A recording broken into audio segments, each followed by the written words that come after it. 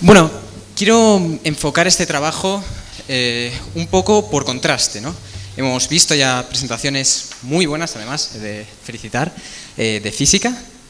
Y en el caso de la que hemos visto, era una monografía, y esto es un trabajo de investigación en el que tenemos una peculiaridad, yo diría, eminente. No tienes que ser físico para saber que la constante de Planck es una constante y que ya está determinada. Luego, hacer un trabajo para determinar algo que está determinado, tenemos problemas. Vamos a ver cuáles son exactamente esos problemas. Uy, qué bien. ¿Usted tienes banda sonora? El primer problema es cuando no sabes manejar el mando, así que utilizaremos la pantalla. Y la pantalla. Y no utilizaremos tampoco la pantalla. Ah, vale. Vale, perfecto. Pues empecemos con la motivación, como todos los trabajos. Todos sabemos lo que es un LED, lo teníamos en esos laboratorios de primero de la ESO, esos laboratorios tecnológicos, y ninguno sabemos quién es Planck o qué es la constante de Planck. Entonces, aquí se genera ese primer impulso que es, yo creo, lo que guía la mayoría de nuestros trabajos, que es esa curiosidad, ¿no? Y que volveré a ella al final de la presentación. Que va a contar con las siguientes partes. Estas partes. Tenemos que ponernos de acuerdo con quién pasa. Paso ya. Muy planeado todo. Contamos con las siguientes partes. Primero una metodología, un desarrollo, una conclusión y unas mejoras. Pero vamos a centrarnos un poco en esa diferencia que quería explorar entre lo que sería una monografía muy creativa, como la que hemos visto, y un trabajo en el que vamos ya a algo que está hecho. Vamos a repetir y variar un experimento ya definido. Empecemos con la diferencia en la metodología. En mi caso, la metodología es muy práctica y es muy basada en fuentes. Yo explico aquí de manera un poco visual lo que es un LED. Encontramos dos bandas, una cargada con electrones, una con una falta de electrones, y en un LED básicamente lo que pasa es que los electrones se transmiten de banda, cambian de una a la otra, y en estas bandas hay una diferencia de energía. Cuando pasan a la banda que tiene una falta de electrones, adquieren esa energía para pasar, y de ahí deducimos una primera ecuación que es que la energía que adquieren es la diferencia de potencial por la carga, una ecuación. Cuando llegan a la banda de más energía, tienen un exceso de energía, no son estables y tienen que volver. Y al volver es cuando emiten esa energía que les sobra en forma de luz. Y esto lo expresamos con una segunda ecuación, que es la relación de Planck-Einstein, que dice que la energía es la constante de Planck por la frecuencia. Veamos más en detalle estas ecuaciones. Bueno, tenemos tres letras en este caso: la carga del electrón, la constante de Planck y la frecuencia. Hasta ahí todo bien. Pero aquí es donde vemos la primera diferencia que nos va a surgir con respecto a esta monografía que habíamos visto. Como veis, hay una de las letras que no he definido, que es esa V sub 0. Esta V sub 0 se denomina voltaje de activación, y a nivel teórico es el voltaje con el cual el LED empieza a emitir luz. Claro, aquí tenemos un problema, porque yo en todos los trabajos estos que leía, en el que me decían, bueno, se deduce así la constante de Planck, todos ponían voltaje con el que empieza a emitir luz. Pero yo os invito a hacer el experimento en el que en un día soleado, no hoy, salgáis a la calle con una linterna y ese mismo día, a las 2 de la mañana, salgáis a la calle con la misma linterna. En uno de los dos os daréis mucha más cuenta de que está emitiendo luz. Y esto es exactamente igual. Si yo estoy en un laboratorio y empiezo a jugar con unos LEDs, yo veo que empiezan a emitir luz para un voltaje determinado. Pero si cambio las condiciones, esto cambia completamente. Luego es bastante complicado determinar un voltaje ideal para el cual empiece a emitir luz. ¿Qué es lo que hice para arreglarlo? Y es aquí donde empezamos a desviarnos de estos trabajos, de esta teoría que teníamos antes.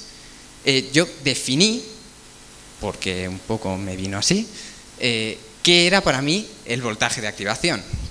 Y lo definí como el voltaje cuando la intensidad es 0,01 miliamperios. Como veis, esto es muy arbitrario, y luego exploraremos qué consecuencias tiene este tipo de arbitrariedades. Y simplemente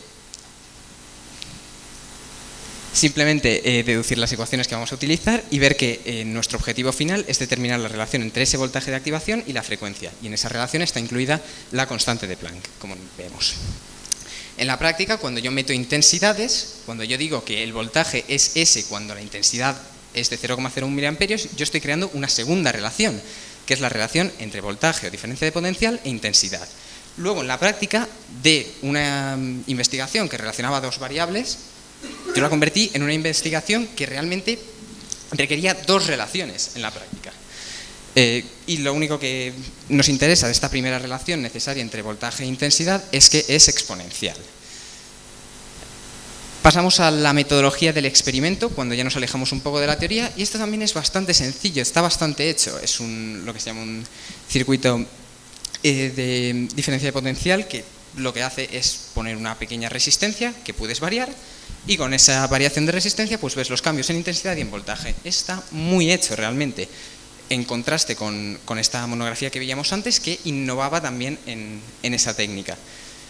¿Cuál fue mi problema? Que aunque esté muy hecho, en la práctica cuando te expones a hacer la decisión que tomé yo y a crear un poquito nuevo, en la práctica lo que te estás exponiendo es a enfrentarte ante cosas que no sabes lo que van a salir. Y la principal solución para que esto no te lleve a la desgracia absoluta es tomar muchos datos.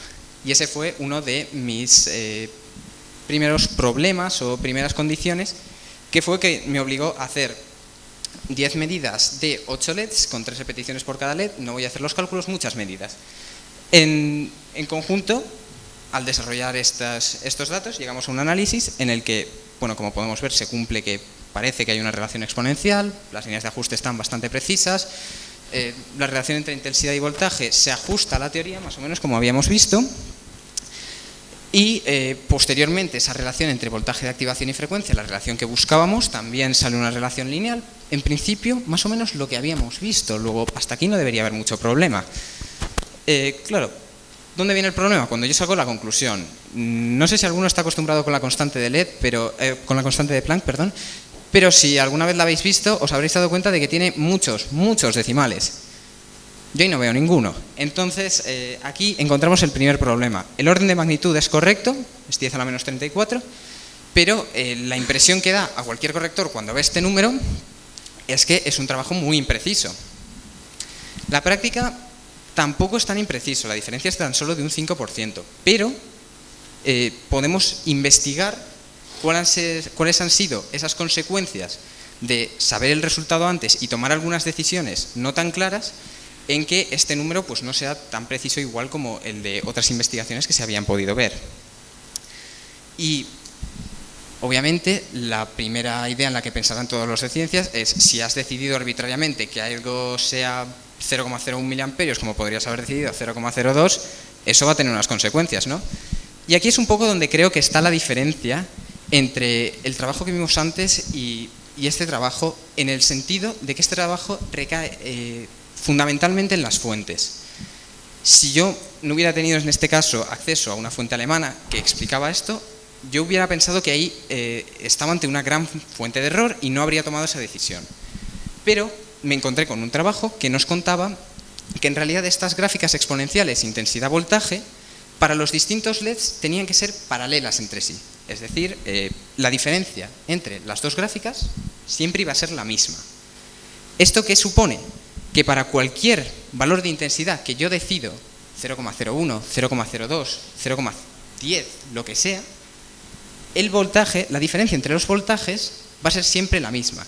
Y como en última instancia yo buscaba la pendiente, que es diferencia entre voltaje partido entre diferencia entre frecuencia, para cualquier valor que yo eligiese de intensidad, el voltaje de activación me iba a dar una misma diferencia y por lo tanto un resultado plausible. Es decir, deducí que gracias a las fuentes de esta decisión no había surgido error.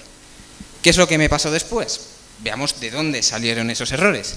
E incluyo aquí la gráfica que relaciona frecuencia con voltaje de activación, es decir, esa relación última que estaba buscando, para poder ver un poco de dónde surgían estos errores. Yo creo, la mayoría os daréis cuenta que claramente los datos están como desplazados todos a la parte derecha de la gráfica. Esto se debe principalmente a que LEDs de frecuencias menores de 3 por 10 a la 14 hercios son LEDs difíciles de conseguir. Pero claro, Como consecuencia, obtenemos que al no tener nada de referencia en esta zona, realmente cualquier desviación en estos últimos LEDs, en este caso, este último LED que vemos aquí, nos implica una gran desviación en cómo va a ser la gráfica y en cómo va a ser el número resultante. Por lo tanto, la primera sugerencia de mejora evidente es conseguir más datos por la parte, en este caso, inferior de la gráfica. En segundo lugar, nos damos cuenta de que las incertidumbres para los datos, estas líneas verticales que vemos junto a cada punto, bueno, sobre cada punto, son bastante grandes en la parte vertical. Esto se debe a que con todos estos datos que utilizamos, durante la investigación surgieron francas diferencias, sobre todo cuando tratábamos intensidades muy pequeñas o muy grandes. ¿A qué se debe principalmente esto? Yo pensé o deduje a partir de los datos que esto se podía deber a que, como estábamos utilizando siempre una misma escala de medición, había intensidades para las cuales esa escala no era adecuada. Concretamente, las muy pequeñas, en las que hubiéramos necesitado una escala menor, o las muy grandes, en las que una escala mayor nos habría permitido hallar mejor la media. Y de ahí sugerí cambiar la escala de medición durante el propio experimento. Y por último, también nos damos cuenta que para algunos datos la incertidumbre horizontal, la incertidumbre en la frecuencia, estas barritas negras horizontales, son también bastante grandes. Yo en mi caso no medí la frecuencia me venía dada por el fabricante de los LEDs. Y entonces, ¿cómo solucionas esto? Que realmente no es algo que hayas, no es un problema con el que te hayas encontrado tú, pero es una fuente de incertidumbre clara en tu trabajo. En mi caso, eso fue mi sugerencia de mejora. En gran medida porque yo también había pensado en medir las frecuencias de los LEDs y no tuve esa suerte. Intenté diseñar un experimento, pero no salió un experimento viable por distintos problemas, y entonces, como sugerencia de mejora, expliqué teóricamente ese experimento que había diseñado y que al final no pude llevar a cabo. Como vemos, es un trabajo de investigación en este caso en el que sabemos a dónde hay que llegar, luego tenemos esa ventaja, tenemos claro en qué estamos fallando, pero que a cambio nos surge la dificultad de valorar dónde están estos errores o dónde metemos esos puntos creativos que aún así no nos supongan una clara desviación del tema o un error frente a las fuentes. Por ello, valoro este trabajo positivamente y muchas gracias a todos por haberlo escuchado.